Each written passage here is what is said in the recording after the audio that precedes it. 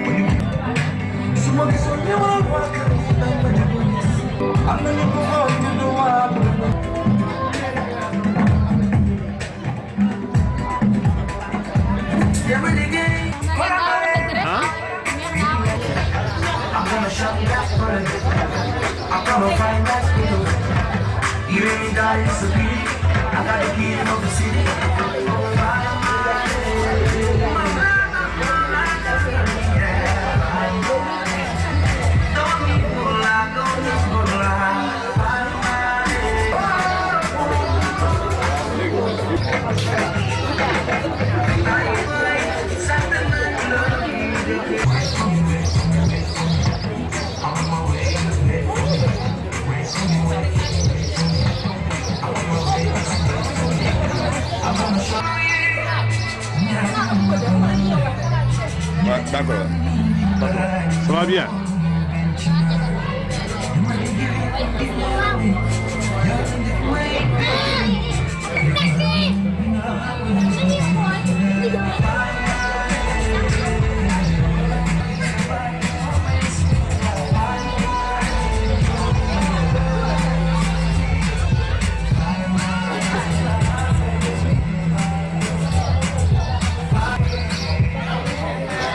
li nga xamante binduñu leen ñëwuñu woon te ñëw fii ñu bind leen li nga xamante bindoon nañ leen démb ak ñi bind suba ñoom jarul ñu ñëw waaw merci.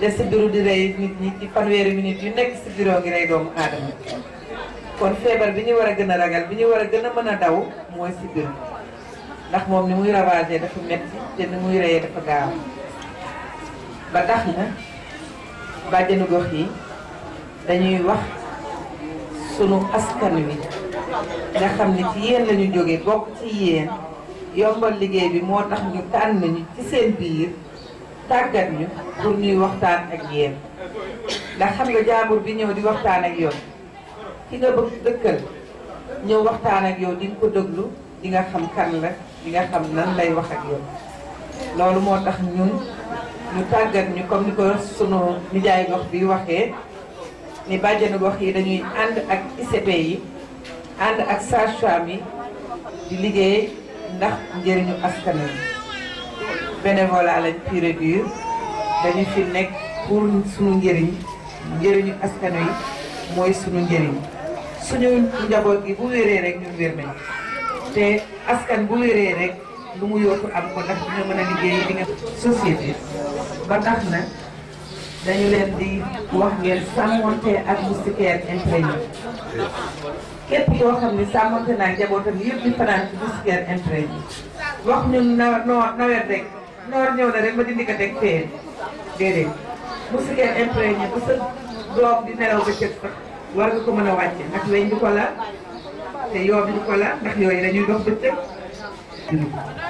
kon sëñ bi bu defee ne am na lu ci leer. xam naa bàjjenu gox bi li mu wax am na solo lool nee na noor ak nawet yooyaa ngi am kon moustiquaire boobu dañ ko war a jëfandikoo si suufu lal yi foofu la ñu def yenn sànq yi kon loolu dina di génne waa sànq yooyu ngeen siy tëdd su ko defee Sénégal parce que bi ñuy jàmbar wàllu sibiru dañu gis ne Afrique yëpp Sénégal maanaam moo si jiitu si wàllu xeex sibiru royuwaay la Sénégal te maanaam loolu moo ko waral bu baax a baax.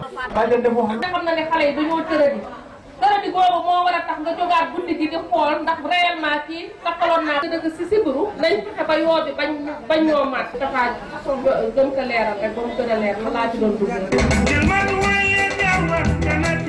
jërëjëf Sadio yaakaar naa question bi man li ma doon xaar réponse bi ma doon xaar xam nañ ko ñu gis ne kon docteur Bouna Mbengue Kër Massar war nañ koo delloo njukkal ndax dafa formé ay bàjjanam ba heure bu ñuy wax ak askan ñu xam lan la ñuy wax ak askan mi ngeen tàccul ma bàjjan bu baax a baax. xam naa waaw di xam naa nag ay malade lañ moom malade moom kenn mënu leen a def. bu ko xelal yaay damaa bëgg a saw maanaam mu jóg génnaat dugaat diggante boobu da ngay gis ne maanaam am na intervalle boo xamante yoo bi mën naa përëxlu si biir kon loolu sama xel dafa am lu muy nekk si wàllu moustiquaire. yoo ngi ci biti di waxtaan yoo yaa ngi ci te mën nañ leen faa naan si biir mën na faa jaar moustiquaire nag pour nga takk ko normal ba yoo du mën a jaar tax yoo dafa sew bu dee basan wala matelas ci suuf dangay ron moustiquaire bi ci suufu matelas dugal côté yëpp ba mu seer bu fekkee ne xale yu dugg nañ ba pare ba dugal yëpp ron ko ba mu seere ba xam ne guddi gi ñu wéqatoo sax moustiquaire bi du mën a def noonu la ñuy taxee bu dee ci suuf nii boo ko defee nii nga def ko nii dina am cat boo xam ne da nga koy dugal boo dugalee sa loxo ci biir nii da ngay rocc cat boo roccee cat bi noonu nag kii ko nii nga koy fase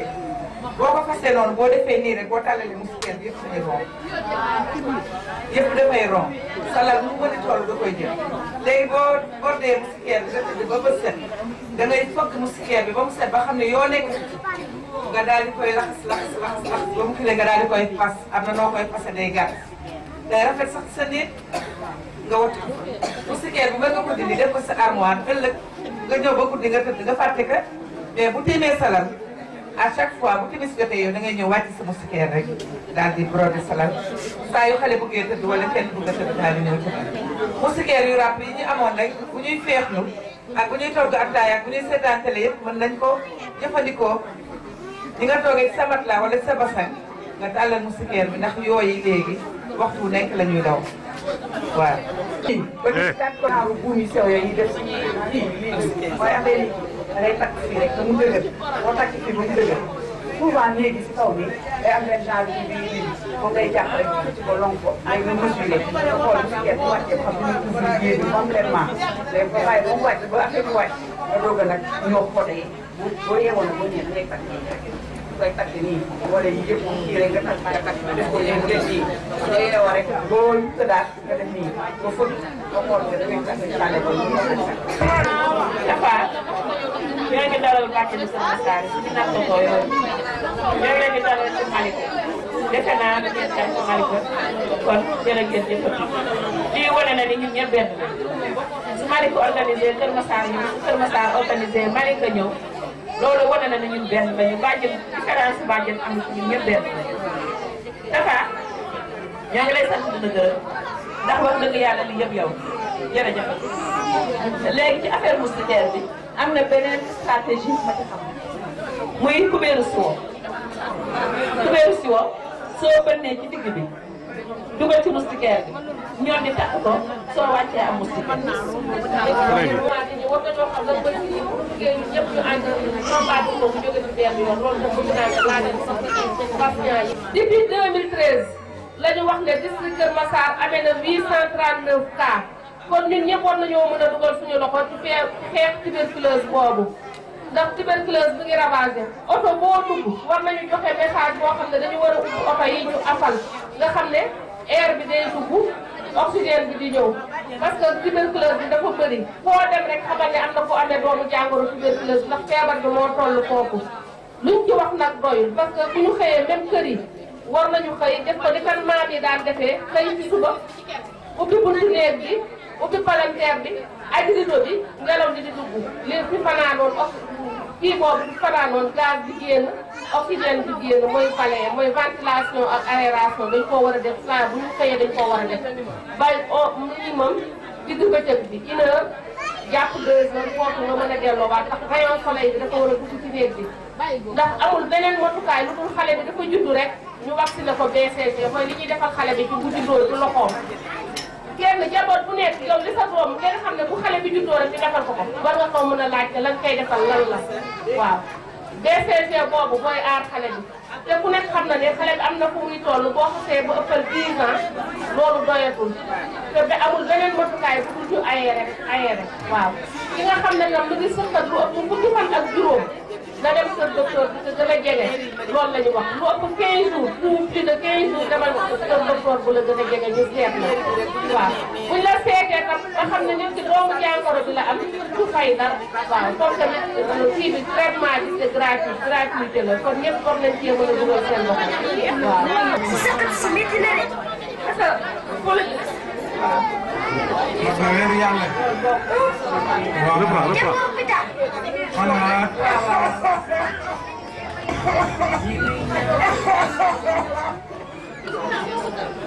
li ma wax sànq rek tuberculose boobu luñ ci wax nit ñi sa docteur mu rawatina xale yi tamit dañ leen di. Mbadja Fatou Diaby li mu wax ci saxes li mu wax ci saxes li mu am solo la. un instant rek.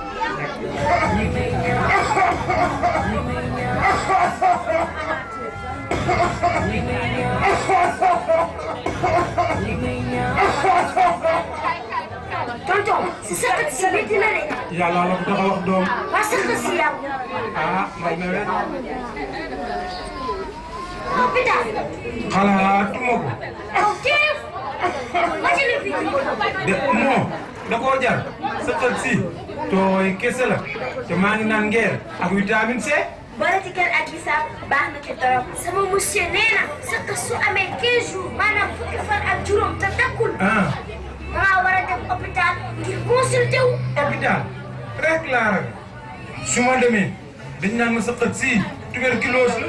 tuberculose feebar bu ñuy fajte ba mu wér juróom benn weer kese. man sama doom feer bi daaloon na ko. te mu ko yóbbu hôpital. Hadi Sarr Ngoné Sarr.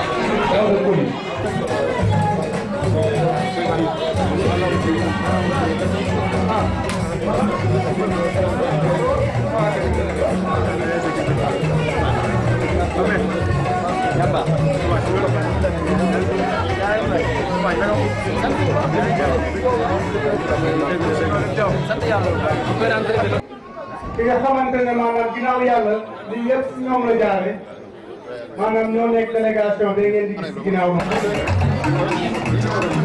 mbooloo mi asalaamaaleykum gan yi ngeen doon xaar fan yii yëpp yegg si leen mooy gan yu nga xam. Donc toutes les femmes que vous avez vues, et aujourd'hui on a donc toutes ces personnes-là vont bénéficier des services de santé.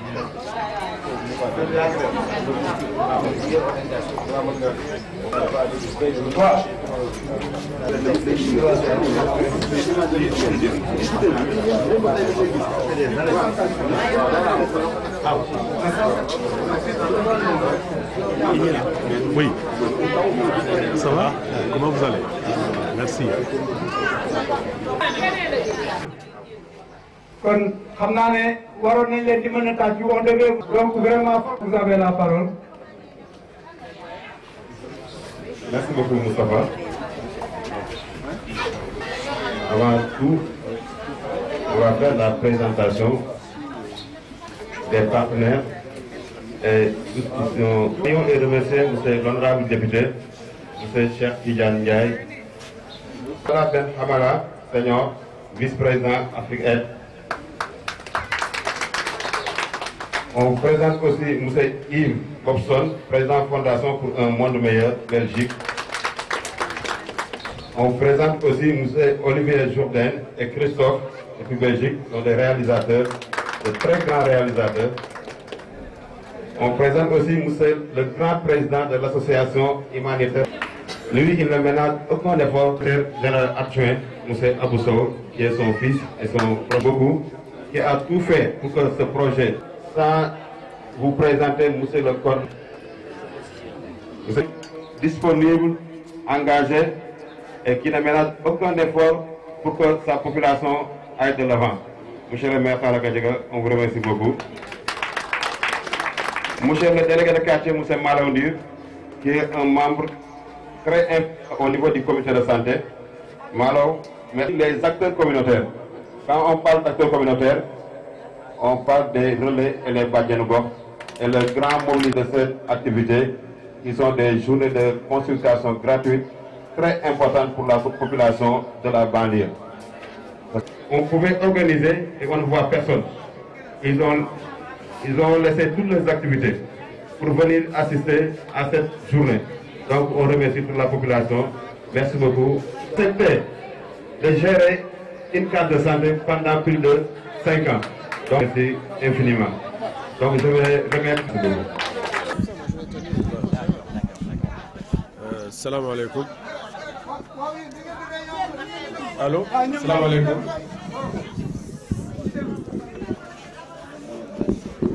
Merci, Michel Sen. Ouais, tout ce que je peux dire aujourd'hui. Voilà. Salam alaikum. Wa Malika. Je ne m'exprime pas bien en Wolof, mais je vais essayer de quand même dire Nangadef. Salam alaikum. Je remercie d'abord Michel le maire, qui est la première autorité de la commune de Malika, M. Tala Gadjaga, et tous ses collaborateurs dans la commune. Les adjoints au maire, les conseillers et tous les membres de la commune. D'autre part, je salue et je remercie les autorités religieuses de cette commune et les autorités coutumières aussi de cette commune. Je remercie infiniment la commission de santé de la commune de Malika et aussi la commission de santé de l'hôpital poste de santé Brigham and Younger, ici à Malika. Notamment M. Malaw Ndir, M. Libas Sow, M. Sen, et Mme Diouf Aïssatou, l'infirmière même qui est le pivot et le cerveau même de l'hôpital depuis qu'on a commencé avec les moyens inexistants presque au début. Là où ils étaient dans la case, on les avait rendu visite. Au moment où on avait que peut-être 2 pièces, et avec beaucoup de difficultés, on s'est battu pendant tout ce temps jusqu'à ce que Dieu nous a donné cet hôpital. On l'a construit à l'aide de bon Dieu et on est arrivé ici aujourd'hui l'équiper autant qu'on peut par la grâce d'Allah et l'aide de la Fondation Afrique Aid et l'ONG Afrique Aid des États-Unis et la Fondation pour un monde meilleur de Belgique, bien sûr, avec la bénédiction de M. Yves Bodson, qui n'a ménagé aucun effort pour nous aider auprès des hôpitaux sans frontières de Belgique et d'autres associations comme l'Association pharmaciens humanitaires d'Auvergne de France et l'Association Mazanga de France et SN France de Paris, la France bien sûr. Je remercie tous ceux qui nous ont aidés dans cette organisation depuis le début, notamment l'association Second Souffle de Yombol, qui sont toujours été là avec nous quand il y a des bénévolats. Hier, ils nous ont aidés avec plus de 30 personnes sans être rémunérés ni rien. Bon, ils le font avec la volonté. Et comme j'ai l'habitude de dire, nous n'avons pas de moyens, mais nous avons quelque chose qui est plus important que les moyens, c'est la volonté. Donc, avec la volonté, l'impossible devient toujours possible. Et je remercie aussi notre chef d'équipe, M. Serge Eli Massomo, qui nous a donné vraiment un bon exemple. Dans ce projet, il n'a pas été payé. Il a participé dès le début jusqu'à la fin. 80% de son travail, il l'a fait d'une manière humanitaire, c'est-à-dire il a contribué bénévolement. 80%. Je remercie aussi Libas Diallo qui a vraiment facilité entre nous et la commune pour beaucoup de démarches administratives et autres. Je ne peux pas oublier, comment il s'appelle, Michel Seydou Sall, qui est le président, Seydou Sall, le président de Jeunes, Seydou Nourou, qui est dans le conseil médical ici à l'hôpital. Je remercie infiniment Michel Tout-Terrain, Seydina Omar Seydina Sall, le coordinateur de la commune au niveau de la mairie. Bon, la seule chose que je peux dire, si j'oublie de citer le nom de quelqu'un, je le remercie quand même, je remercie tout le monde. Et si on arrive à organiser toutes ces manifestations qu'on a fait depuis 2016 jusqu'à maintenant, c'est grâce à Monsieur le Président de la Commission de Santé, Tala Diallo. Nous le remercions encore une autre fois. Wassalamu alaikum wa rahmatullah. Merci beaucoup.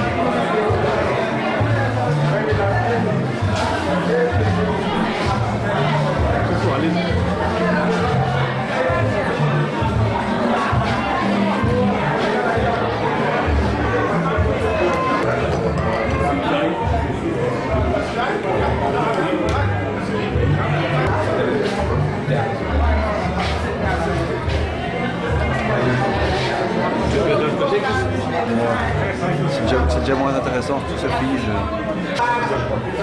Nous avons arrivé jusqu'à la population. Merci.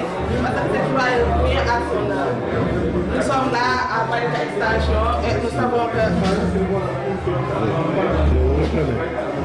Présentez-vous. Bonjour, je m'appelle Madame Diagne Astou Diouf. Je suis l'infirmière chef de poste du poste de santé Buckingham et Bridge. Nous sommes là, on est en train de faire une visite guidée. Là, c'est une salle. Nous sommes au compartiment de la maternité. Ça, c'est une salle d'hospitalisation par rapport aux salles de réveil, qu'on puisse dire. Ouais. Je dirais tout à l'heure, c'est une salle composée des lits. Il y a les toilettes là-bas pour les malades. C'est bien fait. Nous réjouissons de cette joyau. Toute la population de Malika vous dit encore merci de ça. Et nous espérons que que cette coopération puisse continuer et que la population puisse en bénéficier pour d'autres choses. Donc, on va essayer de voir les autres.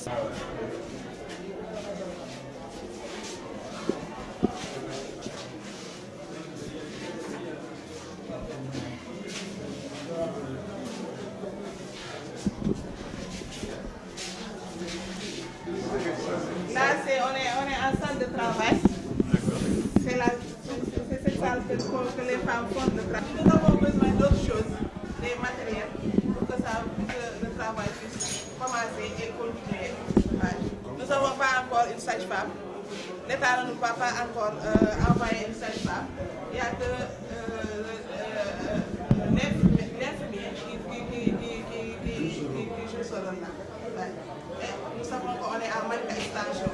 Il y a tellement de gens là, parce que vous voyez, toute cette cité, c'est une cité nouvelle. Il n'existait pas.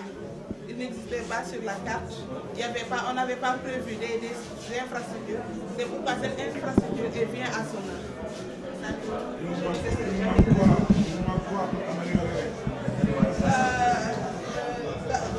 C'est une salle composée de 4 lits.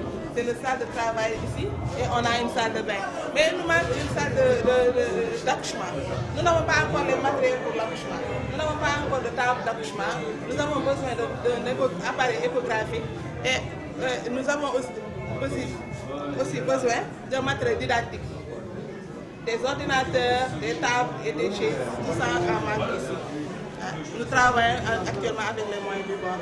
On n'en a pas assez. Je vous demanderais de faire une liste de ce dont vous avez besoin précisément et de le remettre à M. Sow pour que nous en occupions et que vous l'ayez.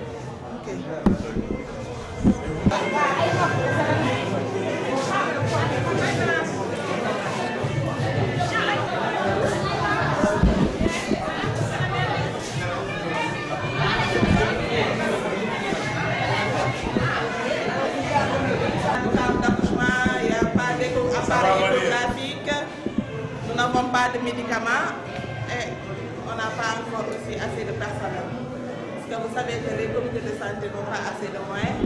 La mairie peut-être va recruter. Hein. Est-ce que vous avez tout le matériel là pour vous sortir? Bien sûr, on en a besoin de cette matériel. Vous avez des tables d'accouchement, pas facile.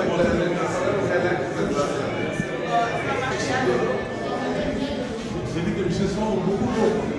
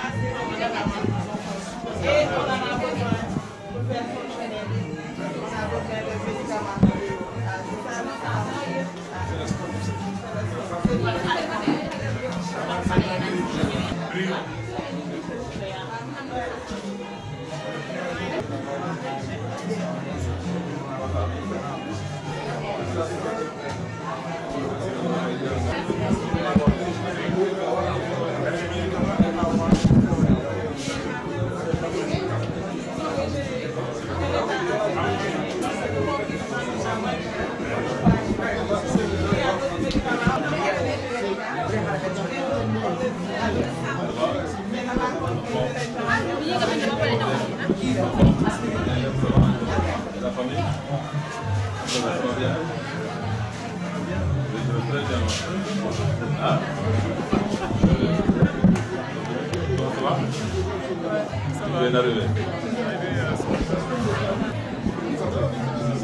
c'est génial. En sachet, on fait comment en infusion?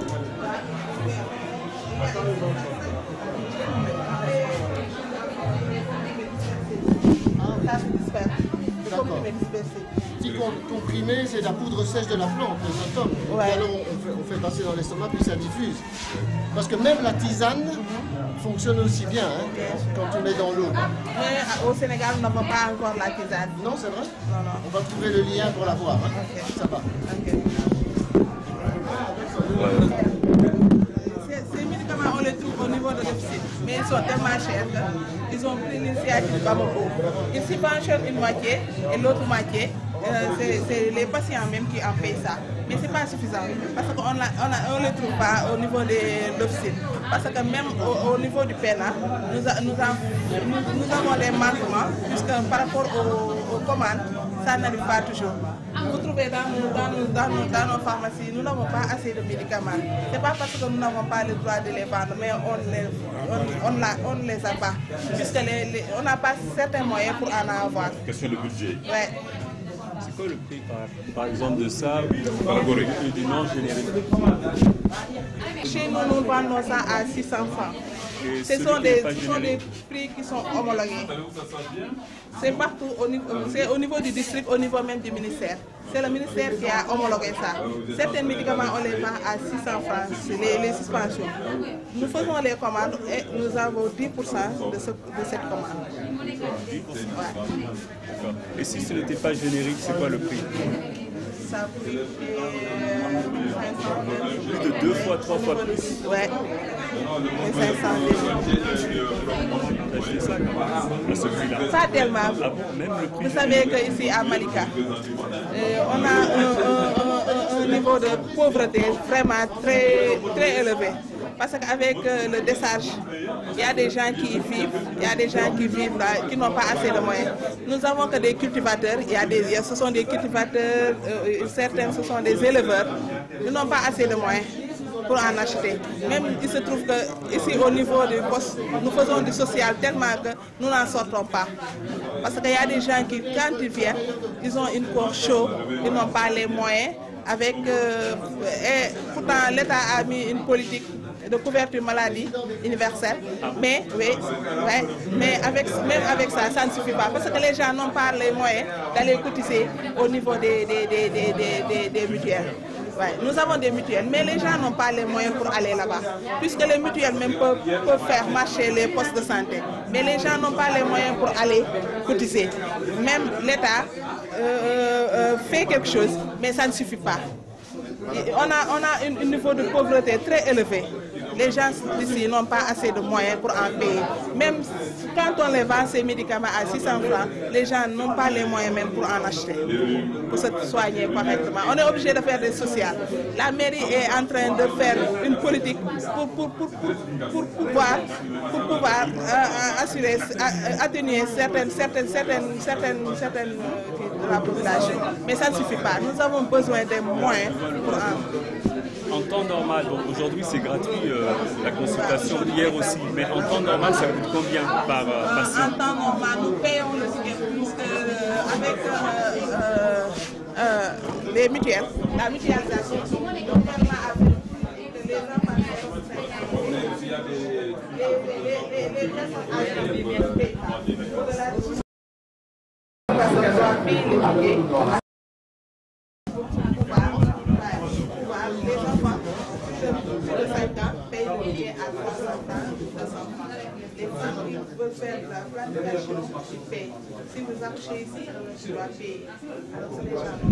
Mais les structures de santé souffrent beaucoup par rapport aux mutuelles de santé. L'État avait une initiative de mettre en place des mutuelles de santé communales.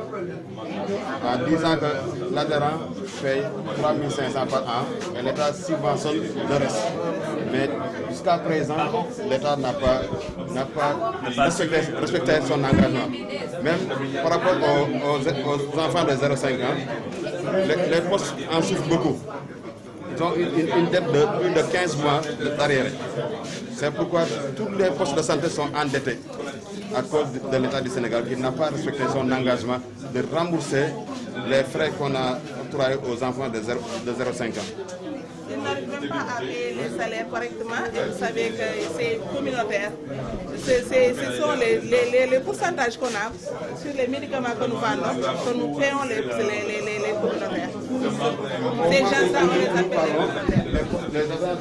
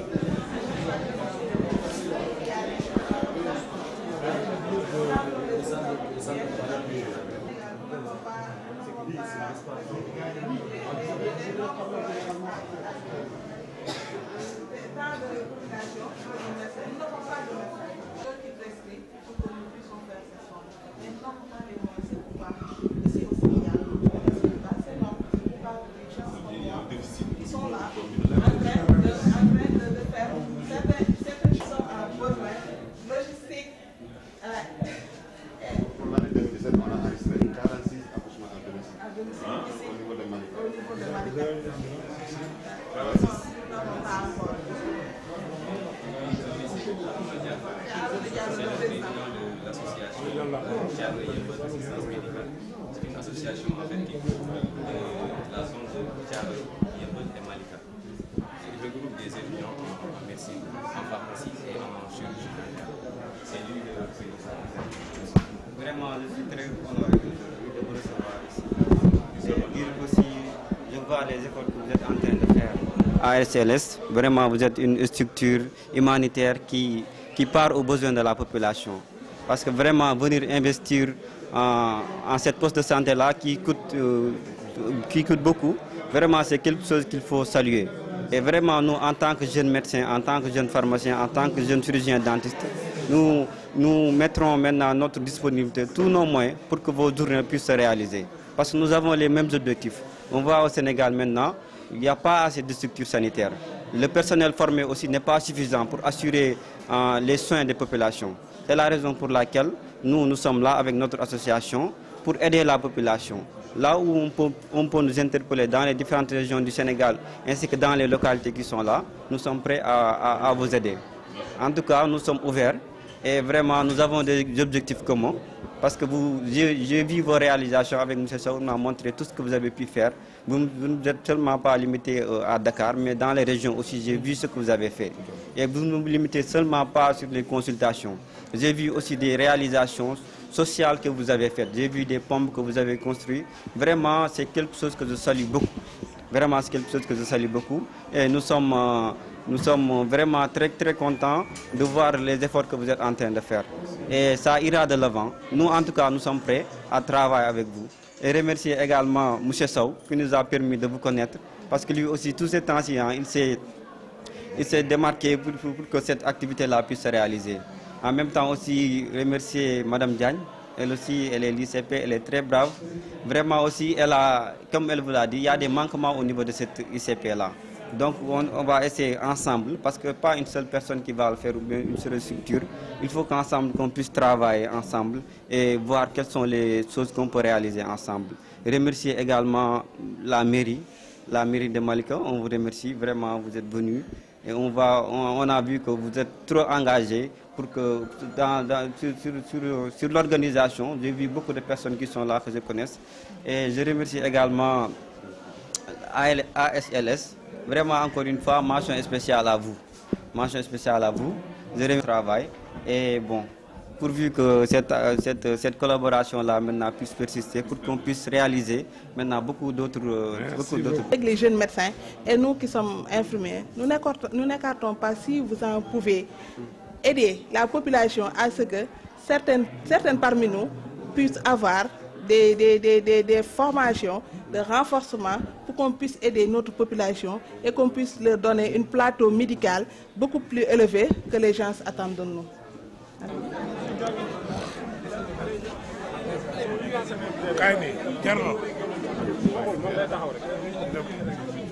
Voilà, c'est bon là-bas.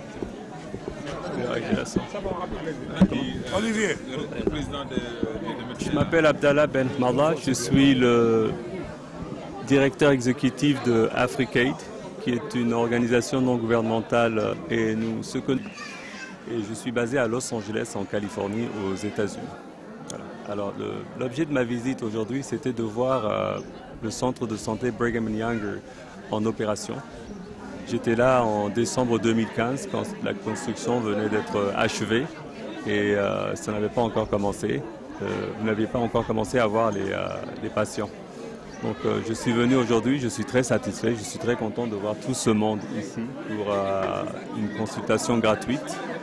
Et j'ai aussi remarqué le manque d'équipement, surtout pour les femmes enceintes, comme vous l'avez dit, c'est ça. Et donc nous allons acheminer d'autres équipements médicaux ici bientôt, maintenant que nous avons pris note de ceux qui manquent ici. Voilà. Alors, qu'est-ce qui vous a motivé et vous êtes parti de quel constat pour justement venir en aide aux populations de Malika? Bon, pour cela, je devrais remercier Amadou Sow, qui est le président de AHLS Humanitaire, Association humanitaire de lutte contre la souffrance, avec qui j'avais travaillé dans le passé. Et il m'a dit qu'à travers son ami Libas Diallo, ils ont pu avoir, le maire de Malika a décidé de donner un terrain pour construire ce centre de santé ici. Il y avait d'autres qui étaient intéressés, mais il m'a dit que celui-là c'était le plus fiable, c'était le plus sûr. Donc c'est à partir de cette base-là que nous avons choisi Malika et nous en sommes très contents. Est-ce que vous avez senti que le besoin est là, concrètement? Oui, le besoin il est énorme. Même après la construction de ce centre de santé, je vois très bien qu'il y a encore beaucoup à faire et nous sommes prêts à accompagner. Je suis sûr que vous nous faites confiance. On a assuré avec la construction et les équipements. Et avec ceux qui manquent, nous sommes prêts à envoyer un autre conteneur avec les équipements qu'il faut pour que les jeunes médecins bénévoles de l'école de médecine et madame ici puissent travailler pour la commune de Malika, pour la population de Malika. Je crois que la population ici en a besoin et le mérite aussi. Au-delà de cette action et par rapport à la pérennisation de vos actions, quel sera le plan d'action que vous allez entreprendre? Vous savez, cela dépendra des gens ici. Nous ne sommes pas là pour dire aux gens ce qu'ils doivent faire, nous sommes là pour les aider à faire ce qu'ils veulent faire. Donc nous sommes à l'écoute, nous restons à l'écoute. Et s'il y a d'autres communes qui sont aussi sérieuses et qui nous prouvent qu'elles sont en mesure de faire un tel travail, nous serons contents de les aider à notre manière. La mort des deux partenaires américains, est-ce que ça a une incidence sur vos activités? J'ai pas compris la question. La mort de vos deux partenaires américains, les deux partenaires oui. avec qui vous avez construit ce hôpital, est-ce que ça a une incidence sur vos activités? Bien sûr. Monsieur Brigham, il est décédé de cancer. Il avait un cancer et il est décédé le 7 juillet 2016 à Bakersfield en Californie, avant même que ce centre de santé ne soit opérationnel. Donc ça me touche beaucoup parce que j'aurais souhaité qu'il ait vu au moins comment ça fonctionne. C'est en son honneur que ça a été construit. Et Milt Younger, il est décédé le 1er septembre 2017 à Bakersfield en Californie. Il avait 86 ans. Et au moment de son décès, le centre de santé n'était pas opérationnel. Donc oui, ça me touche beaucoup d'être là aujourd'hui, à les représenter si vous voulez. Pendant que c'est opérationnel et qu'il y a beaucoup de monde ici pour se faire consulter, surtout gratuitement, hier et aujourd'hui. Ça me touche beaucoup et c'est avec un message d'espoir que je retourne aux États-Unis pour en faire plus ici. Parce que ça accroît la confiance. Merci.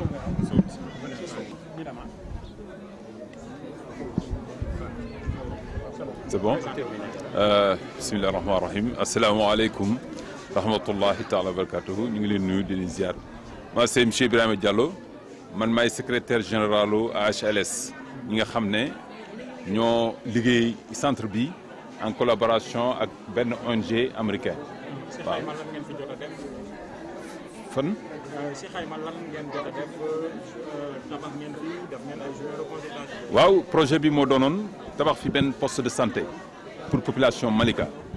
dafa am suñu benn mbokk boo xam ne moom moo tax ñu ñëw fii Malika muy monsieur Libaas moom moo ne population bi fii dañoo soxla un poste de santé pour que ñu mun a couvrir au moins sur le plan santé la population de Malika. L'ONG que monsieur Abdallah a contacté fële bu mu contacté États-Unis mu financé ko ñu ñëw tabax macha allah ba pare moo tax tey ji ñu organiser journée médicale yi de consultation gratuite pour que population yi xam ne am na structure boo xam ne am na poste boo xam ne pour fii ñoom ñoo ko moom pour que ñu ñëw moom affaire bi parce que su fekkente ne poste bi defar nañ ko te nit ñi ñëw ñu consulter loolu c'est zéro moo tax journée médicale consultation gratuite yi ñu def tey c'est pour faire une communication une vulgarisation du poste.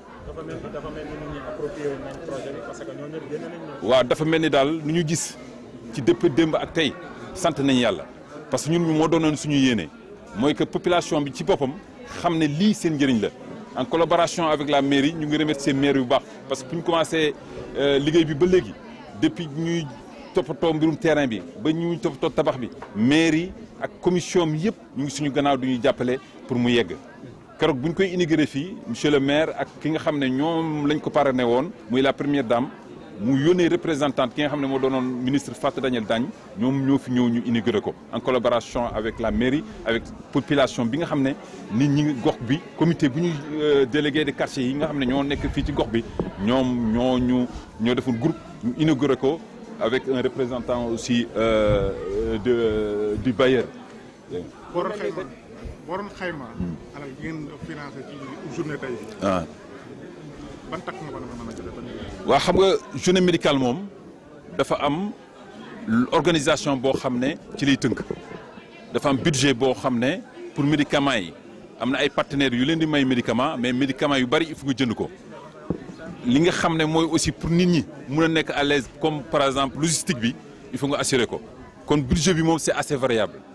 mun nañoo xam ne tey jii par exemple loo xam ne soo ko waxee dafay doyaat parce que sur le plan finance am na loo xam ne moom takku na daal loo xam ne association bi ci boppam moo jël ay moyens propres en collaboration avec ay partenaires ñu def ko ci journée médicale yi.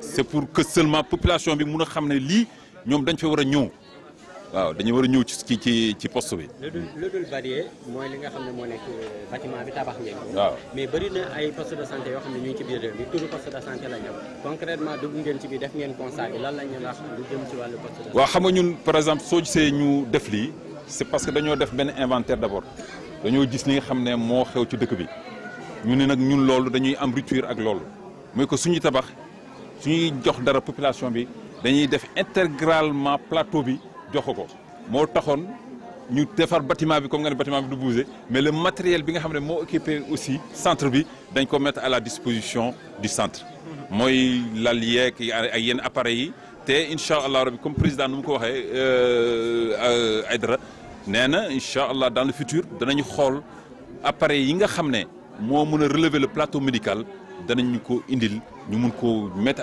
à la disposition de la population. yeneen dimbali daal yéen si population yi daal suñu xool moo leen di bàyyi. waaw ñun xam nga par exemple AHLS dafa nekk association humanitaire de lutte contre la souffrance donc doomu aadama fépp fu mu amee loo xam ne mun na améliorer dundam ba mu nekk ci lu ñuy wax naan koom-koom boo xam ne dana ko dimbali ci dundam ñun ci loolu lañ nekk moo tax ñu defaroon ay pompes à eau fii Malika am na ay 3 ou 5 pompes à eau yoo xam ne def nañ ko gox gi Tivaouane Peulh tamit def nañ loolu lu ñu njëkk a indi ci matériel fii Touba lañ ko yóbbu woon Touba lañ ko yóbbu ñoom ñu jël ko distribuer ko ci hôpitaux yi nga xam ne moo nekk Touba Naama toog yooyu yëpp jox nañ leen 40 pieds lañ fa yóbbu ak matériel ak yeneen communes yoo xam ne aussi ñoo bénéficier ci action ASLS loolu la c'est bon. asalaamaaleykum français ou en wolof. salaamaaleykum maa ngi tudd madame Diagne Assou Diouf man maay infirmière chef de poste bi nekk fii ci poste de santé Yunga et Bike Gam maa ngi leen di nuyu di leen sant. ñu mën a jàpp lan ci bëccëg bi ci waaw ñu mën cee jàpp sentiment de fierté kontaan tamit parce que li ñu jàpp tey jii mooy def nañu loo xam ne suñu askan jariñu nañ ci tey askan wi daal génn nañu xam nañ ne mbir mi ñoo ko moom ñëw nañu bénéficier woo ci soins yi ñu fiy joxe. lan comme par exemple bénéficier wu ci lan. maanaam tey constat ba ngeen defee 14 heures quasiment constat bi lan la tey. constat bi mooy réussir nañu atteindre nañ li nga xam ne moom tey moo ñu taxoon a jóg li nga xam ne tey moo taxoon a jóg ONG yi nga xam ne ñoo fi teew ak partenaires yi ak mairie bi en collaboration bi ñëwee fii askan wi génn nañu ñëw nañu bénéficier wu ci soins yi nga xam ne ñu ngi koy dispenser fii ak médicaments yi nga xam ne ñu ngi leen koy jox gratuitement ça veut dire que loolu moom kontaan nañ ci. soins yi la en fait ci côté chiffre wala pathologie exactement ñu ngi Malika. waaw tey ñi ngi fi def am nañu médecine générale mi ngi fi def nañ fi pédiatrie am na gériatrie am nañu tamit doon nañ def tamit ay soins def nañ fi tamit planification familiale parce que tey yooyu yëpp la ñuy def gis nañ ne tey on a am nañu benn population bi génn nañ daal gis nañ ne tamit soins yi nga xam ne moom lañ fi gën a moom moo fi gën a kii tey muy médecine générale bi tey bari na ay nit gériatrie tamit gériatrie maanaam mooy nit ñi nga xam ne dañoo seeni at dafa ëpp 60 ans génn nañu parce que diagnostiqué nañ fi tension ñi nga xam ne dañoo amee hypertendu yi ak ñi nga xam ne dañoo amee diabète moo fi ëpp tey. mais dafa mel ni laata lii di ñëw faju ci Malika yóbbu loolu. waaw parce que Malika quoi qu'on puisse dire war nañu wax ne Malika dafa màgg na ci côté yëpp extension bi surtout fi ñu nekk nii ñëpp xam nañu extension la parce que fi ñu nekk nii mooy Malika sur Mer ku ne xam na ne yaa ay at ci gannaaw kenn dëkku fi woon mais léegi boo xoolee da ngay gis bâtiment yi ba ci géej gi ñi ngi foofu kon ça veut dire que nit ñi bari nañu te structure de soins yi bari wuñu fi woon mais bi mu ñëwee fi nekk nii tax na ñi nga xam ne dañ daan jógee fii di dox ay kilomètres pour dem ci beneen structure de soins bi léegi ñu ngi ciy dispensé wu normal. kon lii dina am lu mu saafara ci. waaw lu bari saafara na lu bari ndax ku ne xam na ne fii am na benn quartier bu nekk fii ñu koy wax Médina Malika doon na quartier bu xaw a enclavé wu nit ñi buñ daan génn ay charrette lañ daan jël wala ñuy jël bébé bi di ko teg ci paan di ñu ko indil gis nañ ne depuis bi nga xamee ne lu mel nii am na fi ba tey loolu xaw na fee wàññeeku na waxuñu ne jeex na mais wàññeeku na bu baax a baax. ndimbal li tey ñoom nee nañ yéen la ñuy déglu tey bu ñu leen doon jàppale waat si fan ngeen leen di orienté. surtout ci matériel surtout ci logistique parce que gis nañ ne tabax nañ joyau bu mel nii am na matériel bu jot a ñëw mais lépp egseegul surtout compartiment sage-femme yi fi nga xam ne fii lay maternité bi des na lu bari même ñun compartiment bi nga xam ne fii la infirmier bi féete des na lu bari et puis des na tamit des na formation bi des na tamit logement amagul tamit loolu tamit soxla nañ ko ci biir waaw. en français. Elle est basée ici, non? Oui, ça veut dire pour les consultations médicales. Pour les pour les consultations médicales, nous sommes en collaboration avec une organisation, Association des jeunes médecins du banlieue, Thiaroye Yeumbeul Malika. Ils sont là, c'est eux qui nous appuient, nous l'équipe médicale qui s'y trouve sur place. On est en collaboration avec eux, avec la mairie. La composition, ça va être un médecin. La composition. Nous avons des médecins généralistes, nous avons un pédiatre, nous avons un médecin nous avons des chirurgiens aussi par rapport à ce. Mais à ce stade, combien de patients ont été consultés? Je dirais qu'on a atteint les 1000. Nous avons atteint les 1000 puisque la journée n'est pas encore terminée. Donc c'est un peu difficile de faire l'évaluation pour l'instant. Et les pathologies constatées sur place? Les pathologies qui sont sur place, aujourd'hui on a dépisté beaucoup des personnes âgées, surtout par rapport à l'hypertendu et à la diabète. Nous en sommes à une...